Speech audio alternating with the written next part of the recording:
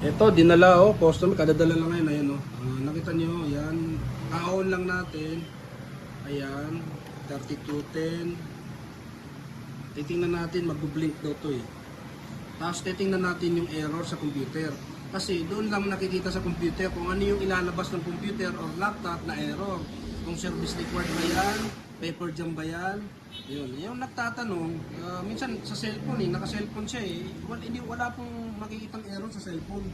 Kailangan may laptop kayo or computer. Or magre-reset kayo, kailangan na computer din. Yung iba kasi nagtatanong paano daw kung walang computer, naka-cellphone lang siya, magre-reset.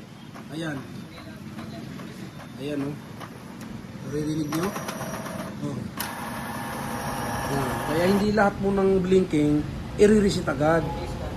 Pwedeng scanner, pwedeng halimbawa yung flex, encoder disk. Yun, pupunta tayo sa computer, ano yung error. Yan, titingnan natin. Status. Ayan. Wala pa, initialize pa. Yan, kailangan natin malaman kung ano yung error dyan. Ayan ang lumabas na error, 43 ulit. Ayan, tapos pag bumalik tayo dito sa computer ayan, sa printer, ayan linking pa rin.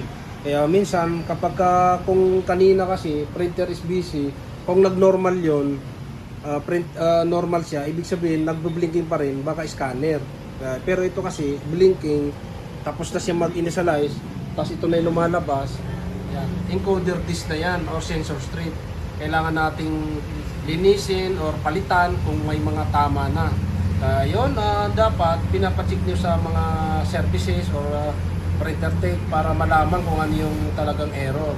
Ayun, maraming salamat. Pwede nyo pong dalhin dito sa shop, Monday to Saturday, 10 AM to 4 PM. Ayan, sa Litran 2, Dasmariñas, Cavite. Bago pumunta, tumawag po muna para siguradong open yung shop para hindi sayang yung biyahe. Maraming salamat.